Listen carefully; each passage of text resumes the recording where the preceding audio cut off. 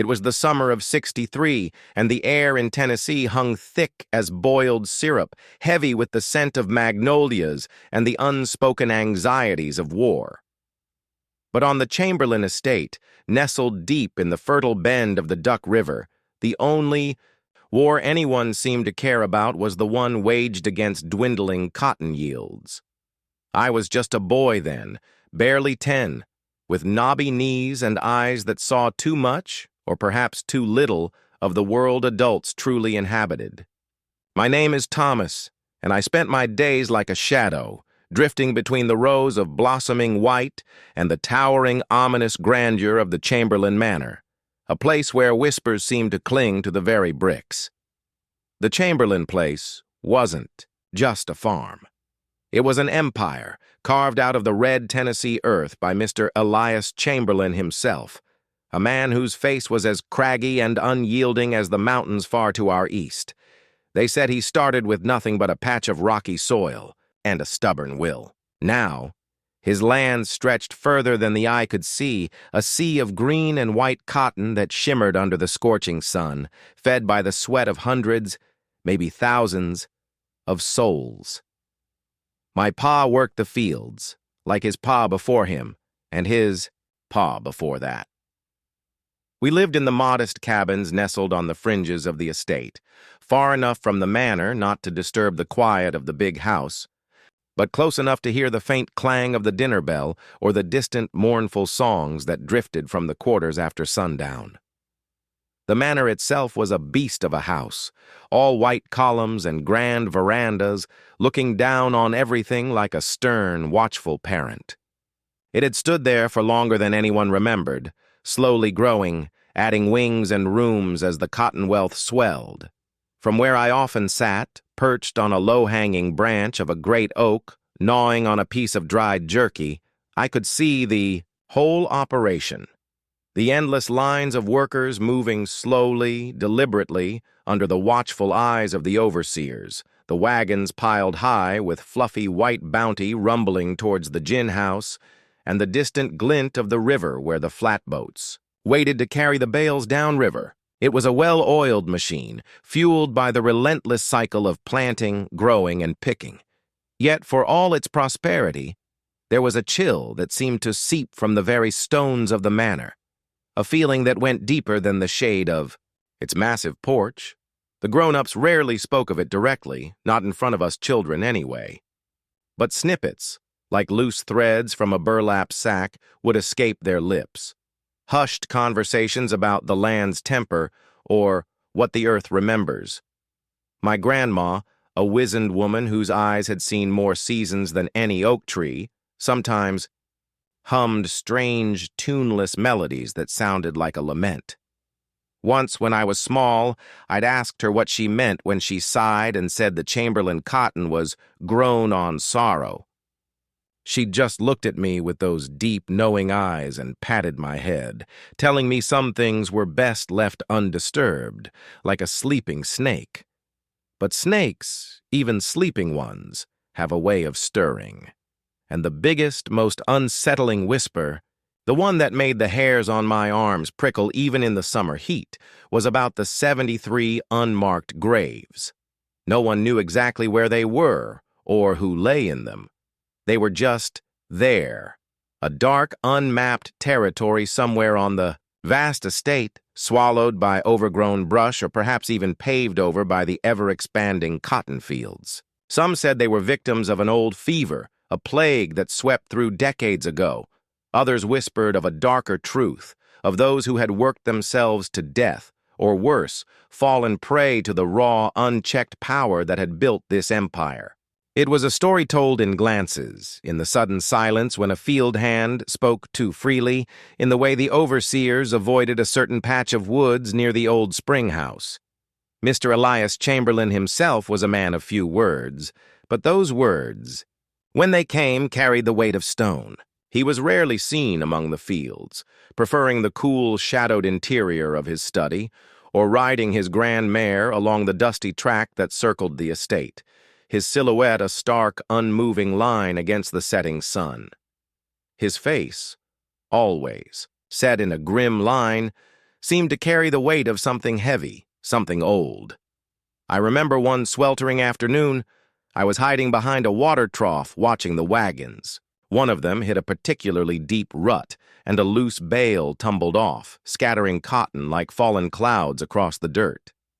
Before anyone could react, Mr. Elias, who had been riding by, dismounted with a surprising agility for a man his age. He didn't shout, didn't rage.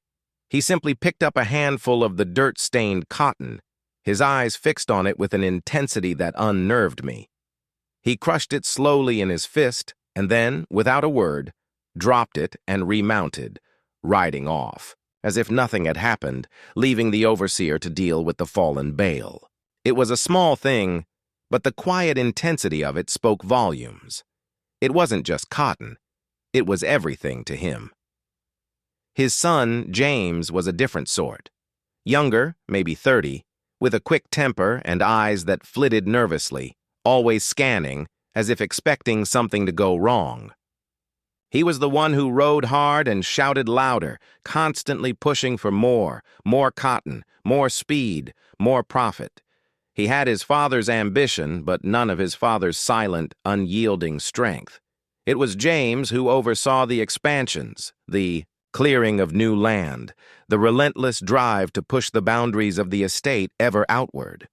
And it was around James that the whispers of the graves seemed to grow louder, more immediate.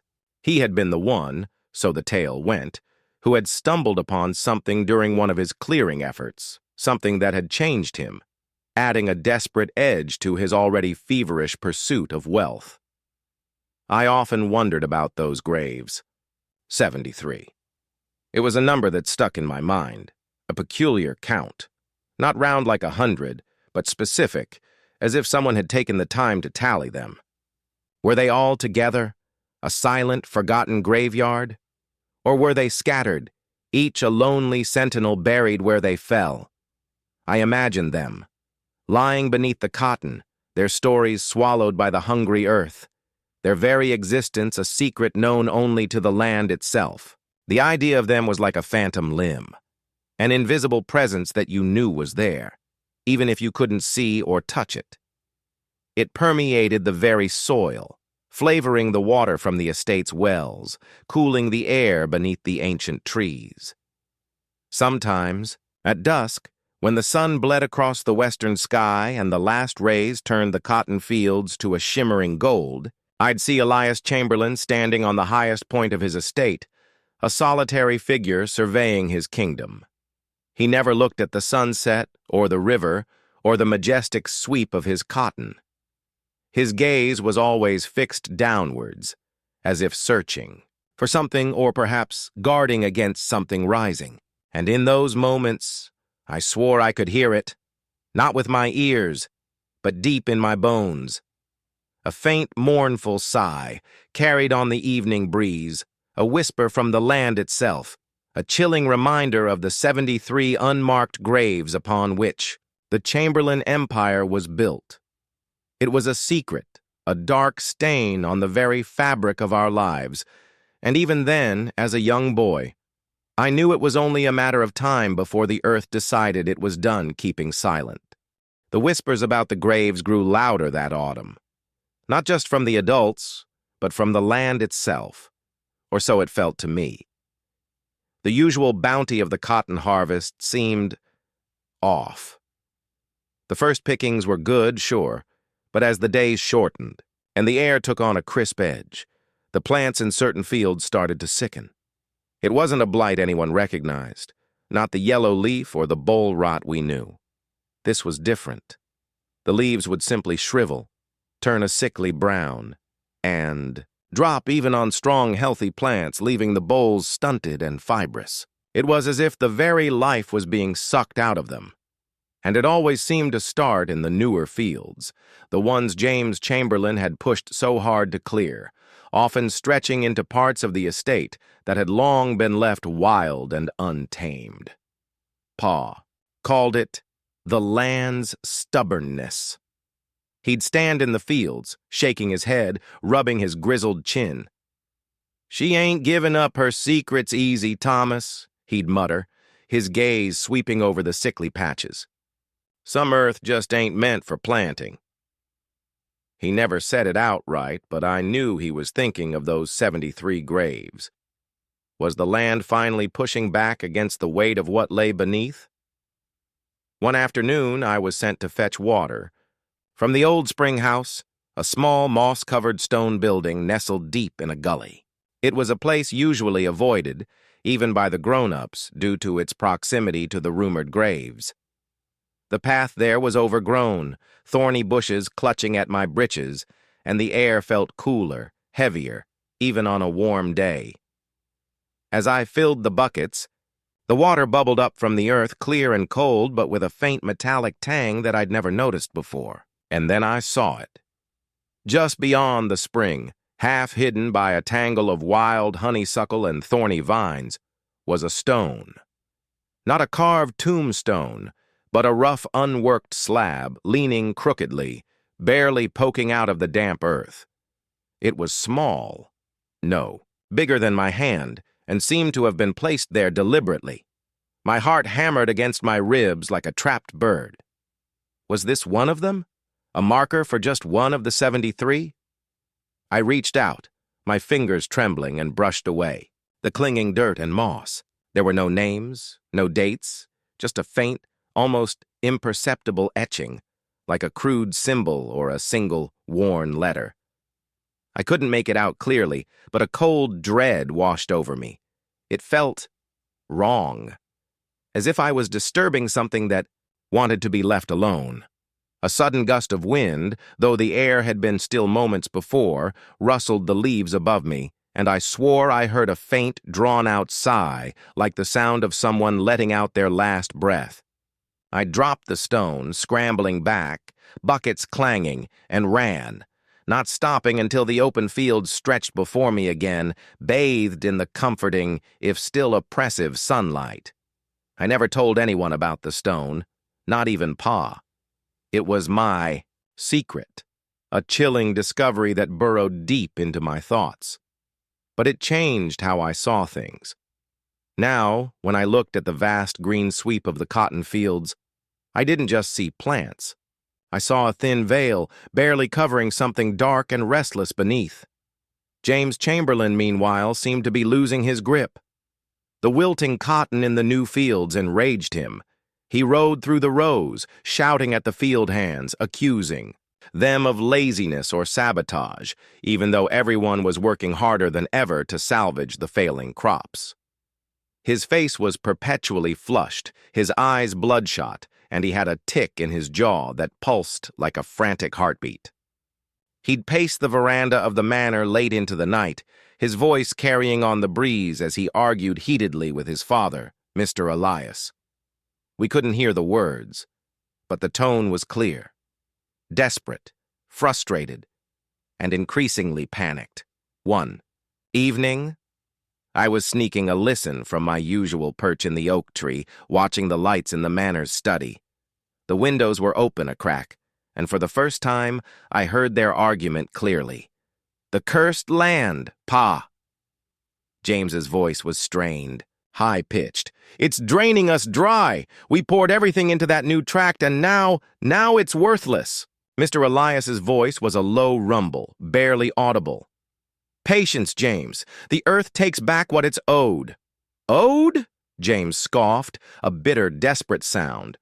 "What are you talking about? We cleared it, we tilled it, we planted it. It's ours." "Some things are never truly owned," Elias said, and his voice, though quiet, carried a strange, heavy authority.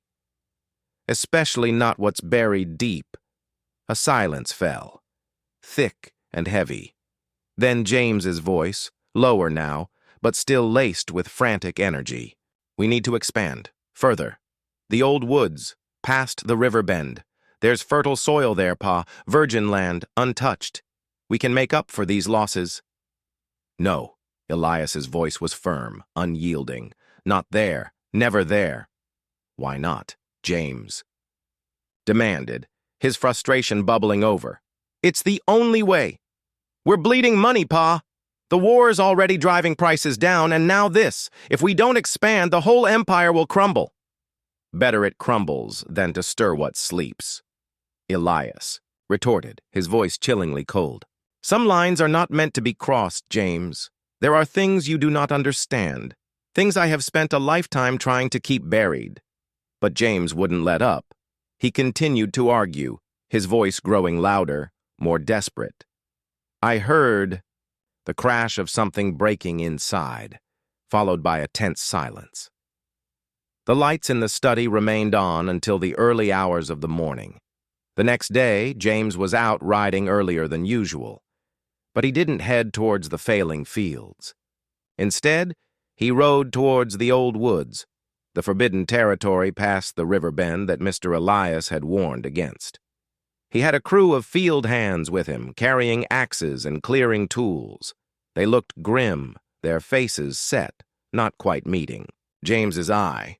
It was clear they knew the unspoken dangers of that place. They began to hack at the thick underbrush, their axes echoing unnaturally loud in the quiet, ancient woods.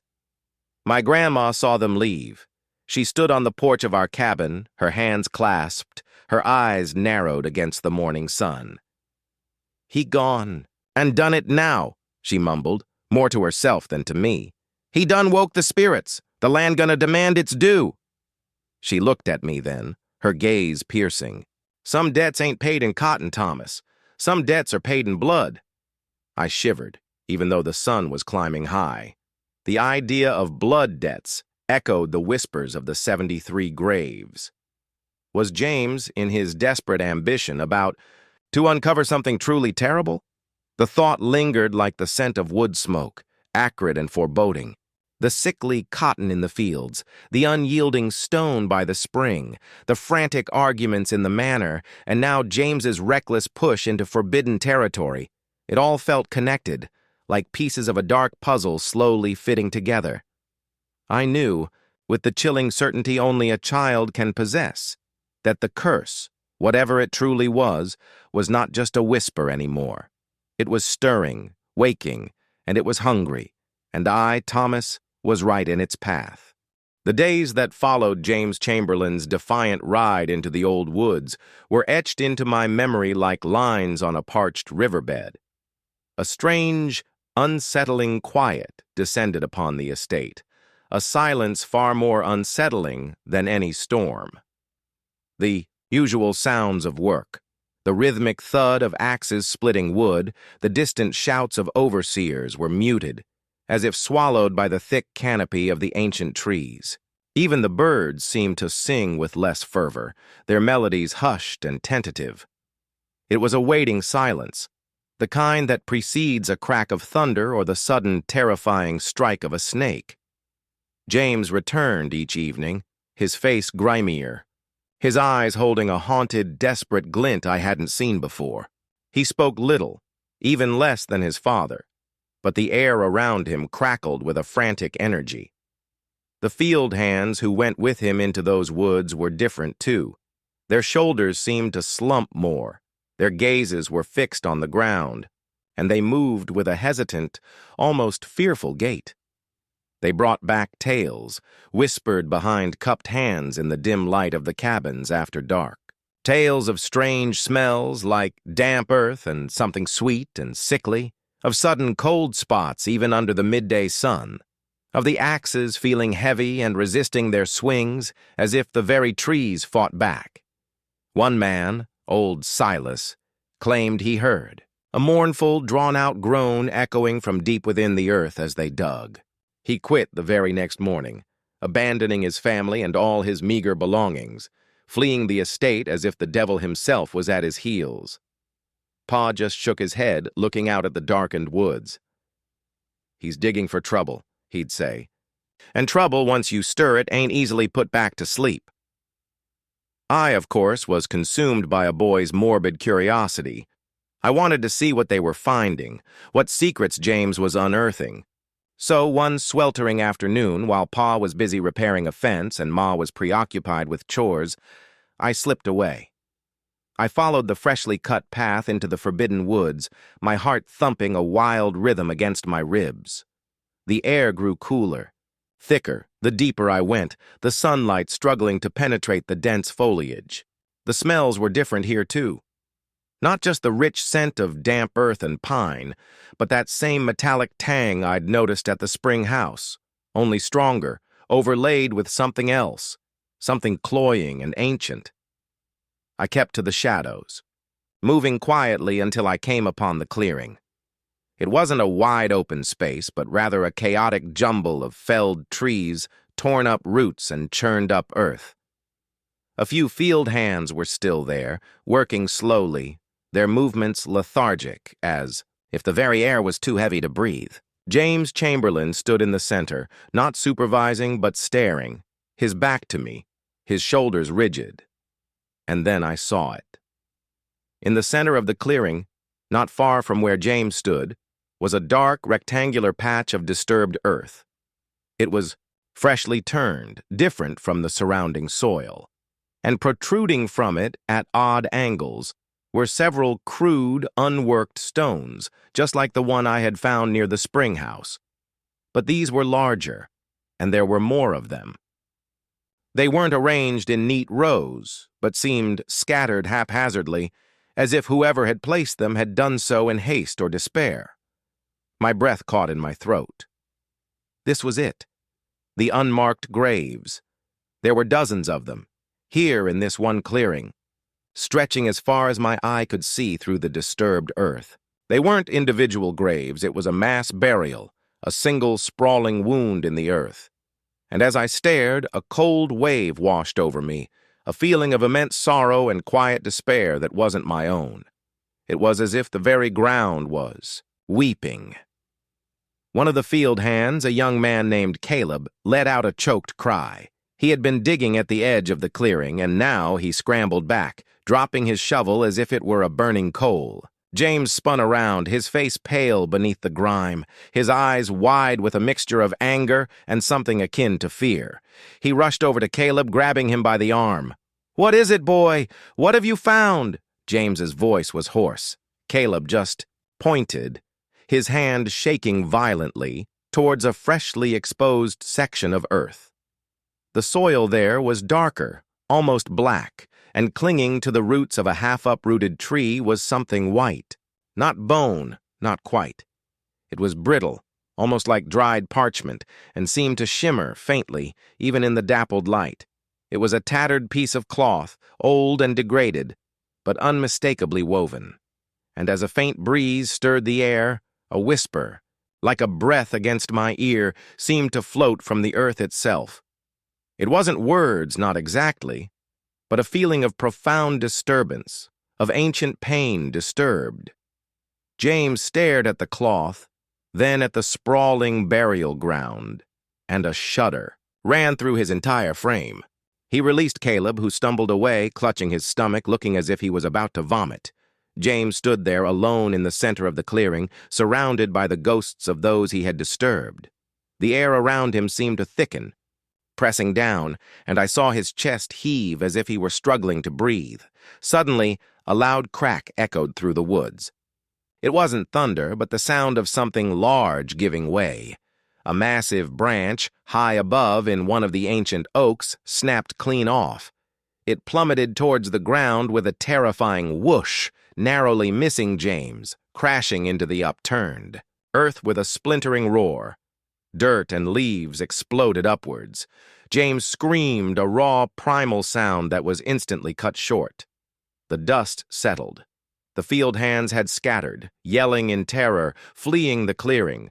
I, frozen with fear, watched through the lingering haze. The branch hadn't hit James directly, but it had torn through the earth right beside him, exposing more of the dark soil and more of those chilling, bone-like fragments.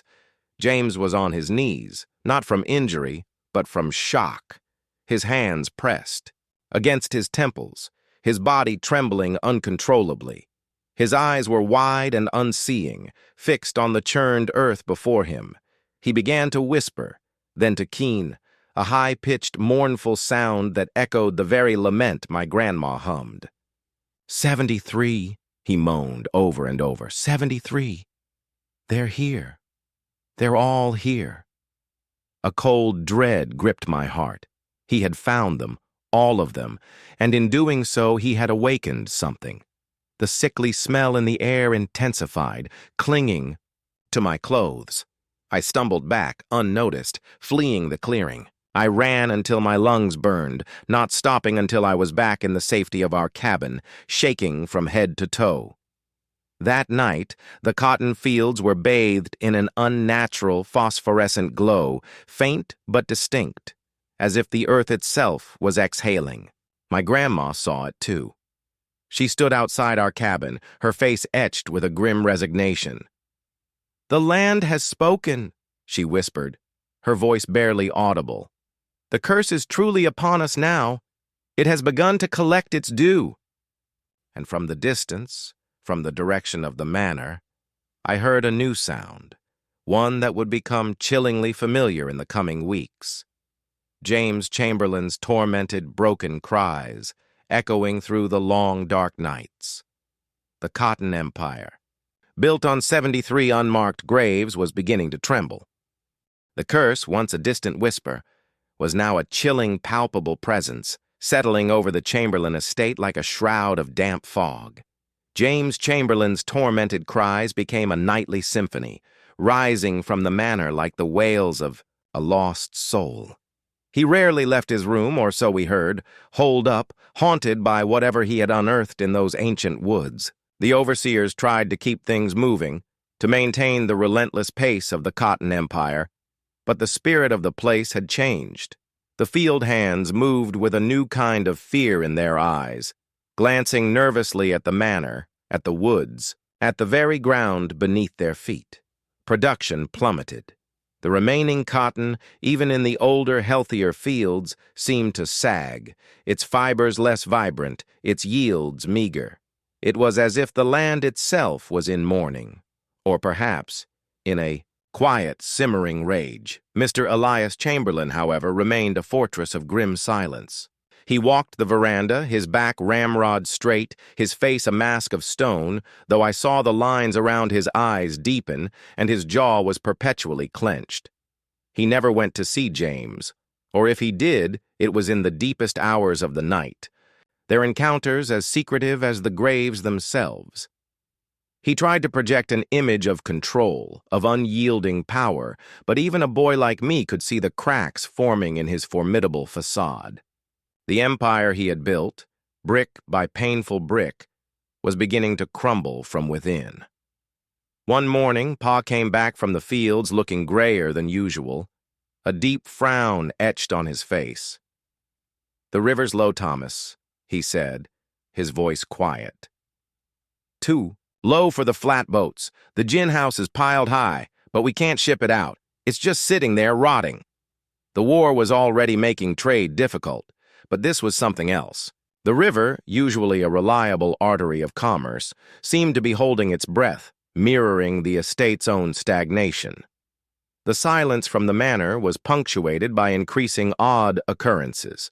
Servants, usually a bustling presence, moved like specters, their faces drawn and pale.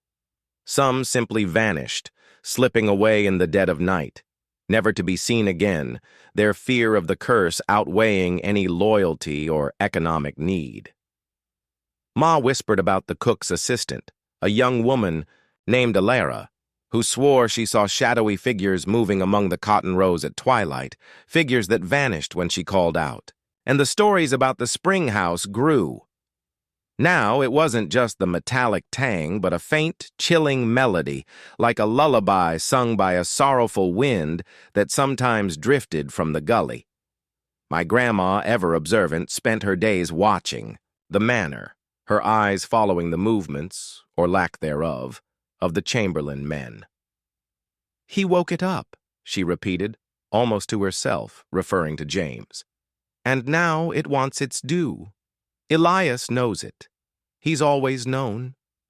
I remembered the quiet authority in Mr. Elias's voice when he told James, "Some things are never truly owned, especially not what's buried deep." What did he know? What secrets had he carried all these years, secrets tied to those 73 unmarked graves? The connection seemed undeniable now. The land was not just responding to James's foolishness. It was reacting to a deeper, older wound. One particularly oppressive night, the air so thick it felt like velvet, a strange, guttural scream tore through the darkness from the manor. It wasn't James's usual wail of torment. This was different, sharper, filled with pure, unadulterated terror. It was followed by a crash, then another, as if furniture was being thrown or a struggle was taking place. Our whole cabin woke up. Pa lit a lantern, his face grim. Ma clutched me close. The screams continued for a while, echoing eerily across the fields, before suddenly ceasing. The silence that followed was heavier, colder than any before it. No one went to the manor that night. No one dared. The next morning, a few brave souls ventured closer. The front door of the manor stood ajar, swinging lazily in the morning breeze. The grand white columns, usually so pristine, seemed somehow darker, stained with an invisible gloom. We heard later, through whispers from the remaining house staff, that James Chamberlain was gone, vanished. His room was in disarray, windows shattered, furniture overturned, as if a wild animal had thrashed through it. But there was no sign of him. No body, no blood, just the lingering stench of fear and something else, something metallic and acrid, like the tang from the spring house, only stronger. Mr. Elias, they said, emerged from his study shortly after, his face like chalk, his eyes burning with an unholy fire. He gave no explanation, issued no search parties. He simply locked the doors to James's room, and then, without a word, walked out onto the veranda and stood there, staring at the old woods, the forbidden territory where James had dared to dig. It was a look of grim recognition, of something he had long anticipated finally coming to pass.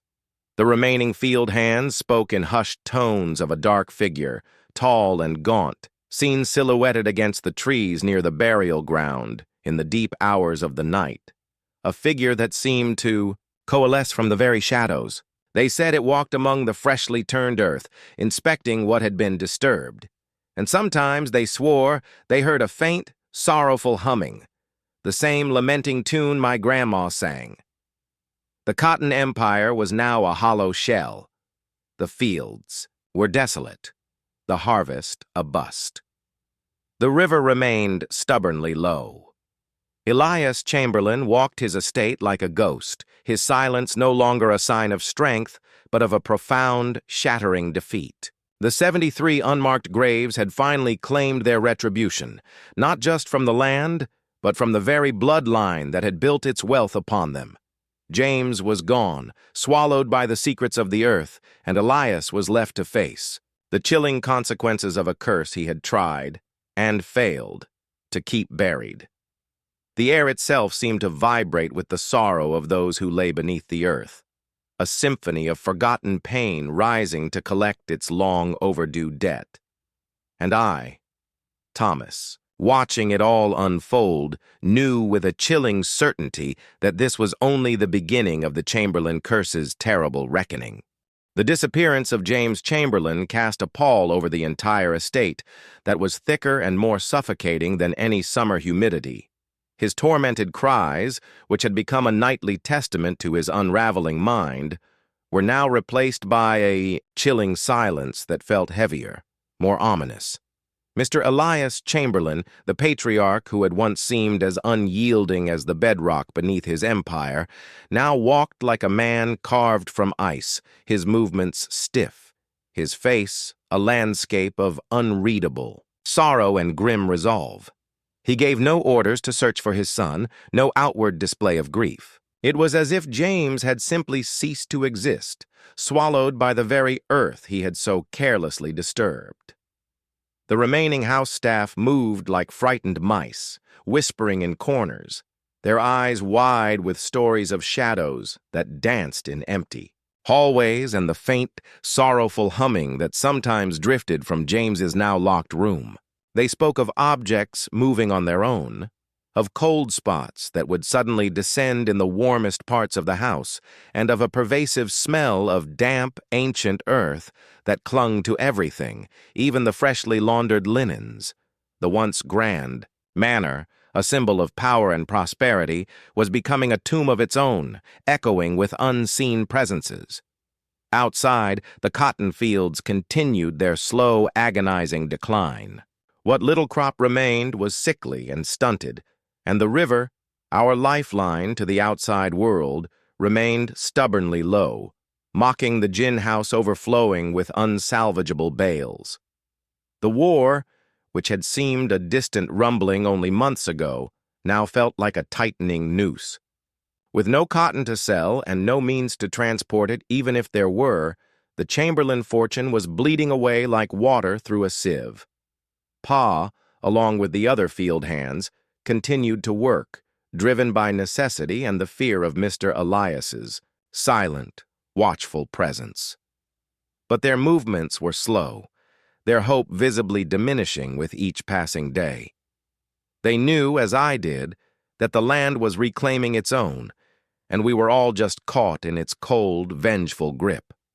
Grandma, however, seemed to grow stronger, or perhaps simply more certain. She often sat on our porch, rocking slowly, humming her mournful tunes, her eyes fixed on the distant woods where James had found the graves. "The land remembers all," she'd murmur, "and it has a long memory." I started to notice things. Small, at first, but accumulating into a terrifying pattern. The metallic tang in the water from the spring house grew stronger, almost tasting of rust and old iron. Sometimes, when the wind was just right, carrying sounds from the old woods, I'd hear faint rhythmic thudding like muffled shovels hitting soft earth, even in the dead of night. And once, walking past the sickly fields at dusk, I swore I saw vague, shimmering shapes moving between the rows, translucent forms that seemed to be harvesting the dying cotton with a methodical, silent precision. They were gone when I blinked, leaving me with a cold sweat and the certainty that I wasn't just imagining things anymore. My morbid curiosity, instead of diminishing, intensified. I couldn't help but be drawn to the secrets of the estate, to the source of the curse. I spent my days exploring the edges of the old woods, never daring to venture into the clearing where James had made his terrible discovery, but trying to understand. I found more of those crude, unworked stones, half-buried and barely visible, scattered throughout the older, uncultivated parts of the land. Each one was a stark, silent sentinel to a forgotten tragedy. It made the number 73 feel even more real, more chilling. These weren't just stories. They were markers of untold suffering. One afternoon I was near the great oak, my usual spying spot, when I saw Mr. Elias Chamberlain heading towards the spring house. He moved slowly, deliberately, carrying a small, worn, leather-bound book in his hand.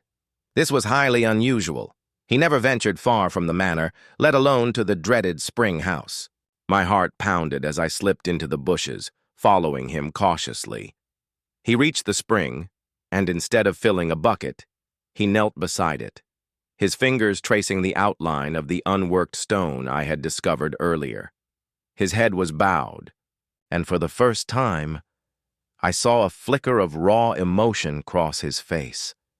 Not sorrow, not fear, but a deep, agonizing regret. He opened the leather-bound book, its pages yellowed and brittle with age. He didn't read aloud, but his lips moved, silently, as if in prayer or confession. I strained to hear, but only the rustle of leaves and the distant buzz of insects filled the air. He then dipped his hand into the spring water and smeared a few drops on the stone, muttering something I couldn't quite catch. It was a ritual, I realized, something he had done countless times. A private penance, perhaps. When he stood, his shoulders seemed to slump even further, as if the weight of the world had settled upon them. He walked slowly back towards the manor, his gaze fixed on the ground, the worn book clutched tightly in his hand.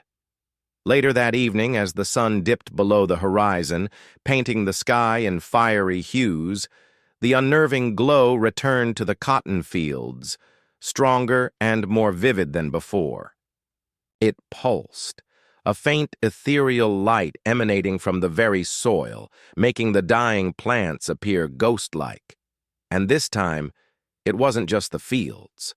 A soft, hazy luminescence seemed to rise from the old woods as well, clinging to the ancient trees like spectral mist. From our cabin, Pa and Ma stood watching, their faces etched with a mixture of awe and terror. Grandma, however, walked out into the yard, her head thrown back, her arms outstretched, as if embracing the spectral glow. She began to sing, a high-pitched ancient melody, mournful and beautiful, that mingled with the faint humming from the spring house and the almost imperceptible thudding from the woods. It was a song of lament, of sorrow, but also, it seemed, a song of acceptance. "The spirits are restless, Thomas," she said, her voice resonant, her eyes shining with an unearthly light. "They crave their stories. They crave recognition. Elias, in his stubbornness, tried to bury them, but the earth never forgets, and now they walk." As her song reached its peak, a shimmering, translucent figure, indistinct yet unmistakably human, seemed to coalesce at the edge of the cotton field, bathed in the phosphorescent glow. It stood there for a moment, silent, still, before slowly turning its head towards the manor. I couldn't make out its features, but I felt a profound sense of sadness emanating from it, a silent accusation. Then, as quickly as it had appeared, it dissolved back into the glowing mist, leaving only the chilling quiet of the cursed estate. Mr. Elias, from his vantage point on the veranda, must have seen it too. I saw his figure stiffen. His head snapped towards the apparition's last lingering shimmer. He raised a trembling hand to his face, and even from this distance, I could almost hear the quiet, desperate cry he suppressed. The unyielding patriarch was finally breaking. The 73 unmarked graves were no longer just a rumor, no longer just a source of vague dread. They were a living, breathing, terrifying reality, and their presence was slowly, inexorably consuming the Chamberlain Empire and all who inhabited it. The night James vanished and the spectral glow bloomed from the cotton fields was a turning point. It felt like the veil between our world and another had thinned to gossamer. Mr. Elias Chamberlain, once a pillar of granite, seemed to shrink before our eyes. The ghost of his son's cries, replaced by a deeper, more profound silence, had hollowed him out. He stopped his daily walks on the veranda, retreating into the shadowed depths of the manor, a prisoner in his own grand house. The few servants who remained spoke of him, muttering to himself, pacing his study through the night, the faint flicker of candlelight visible through the tall windows.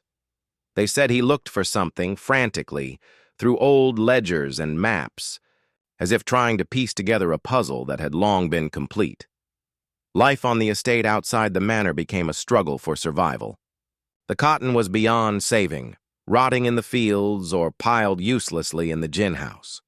The river remained a sluggish trickle, mocking our hopes of trade. Hunger began to gnaw at the edges of our community. Pa, for the first time, looked truly defeated. He tried to fish, to hunt in the dwindling game in the woods, but the land itself seemed barren, as if withholding sustenance in protest. Ma rationed our meager stores, her face drawn with worry. The war, usually a distant rumble of cannon fire, now felt intimately close, exacerbating our plight. But it was the curse, the 73 unmarked graves, that truly gripped us.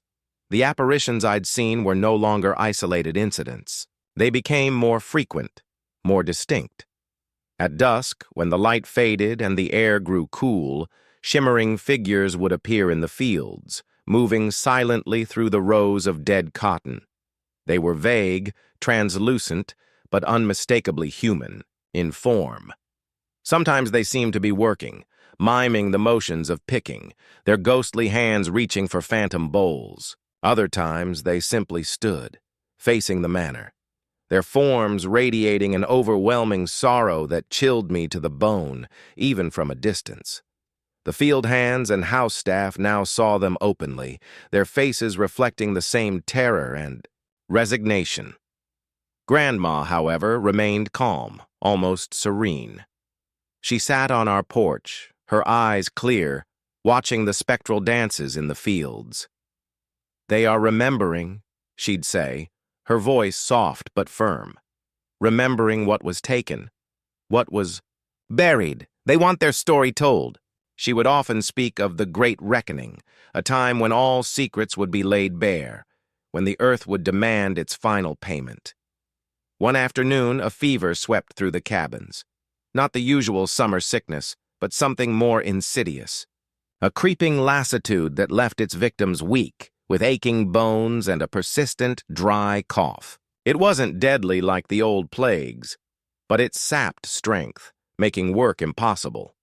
Pa caught it, and for days he lay shivering, his breathing shallow. Ma tended to him, her own strength fading. I watched them, helpless, the creeping dread, a cold knot in my stomach. Was this another manifestation of the curse? A sickness from the unquiet earth itself? During Pa's sickness, I often had to go to the spring house to draw water. The metallic tang was now so strong it tasted like blood, and the chilling lullaby was almost constant. One evening, as I filled our buckets, I saw him again, Mr. Elias, Chamberlain. He was older, more gaunt than ever, his movements stiff and deliberate. He held the same worn, leather-bound book, its pages dog-eared and cracked. He knelt by the spring, but this time he didn't just touch the stone. He began to dig around it, slowly, carefully, with his bare hands. I stayed hidden, my heart pounding, watching his laborious efforts. He seemed desperate, almost frantic. He pulled away more dirt, revealing more of the rough, unworked stone. And then, as the last rays of the sun pierced through the trees, he uncovered something else beneath the stone. It was a small, crudely carved wooden box, blackened with age and damp earth. He picked it up, his hands trembling violently. He opened it. I couldn't see what was inside, but a gasp escaped his lips, a sound filled with profound anguish. He pulled something out, something small and white. And then he began to weep, deep guttural sobs that racked his entire body, the sound echoing strangely in the quiet gully. It wasn't the sound of a powerful man breaking. It was the sound of a man who had been broken for a very long time, finally allowing the pieces to fall. He stayed there for what felt like hours, hunched over the opened box, tears streaming down his face. Then, with a slow, deliberate movement, he took something from the box, a small dark object that I couldn't quite discern, and placed it inside his waistcoat. He carefully reburied the box and the stone, covering them with dirt as if trying to hide his secret once more. As he walked away, his shoulders were still slumped, but there was a strange, grim determination in his gait.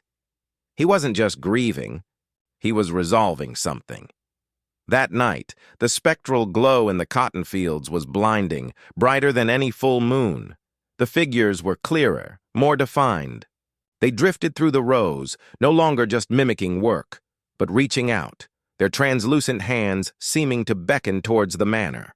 The mournful humming from the spring house rose to a crescendo, weaving with Grandma's ancient lament.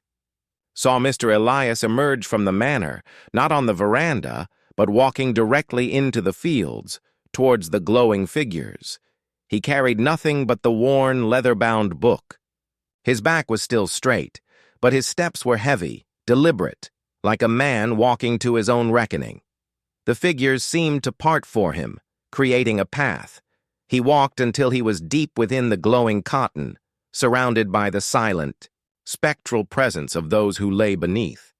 He stopped, his head bowed, and then he slowly raised the leather-bound book, opening it to a specific page. The words, though unseen, seemed to shimmer in the spectral light. A collective sigh, soft as a breath, seemed to rise from the very earth.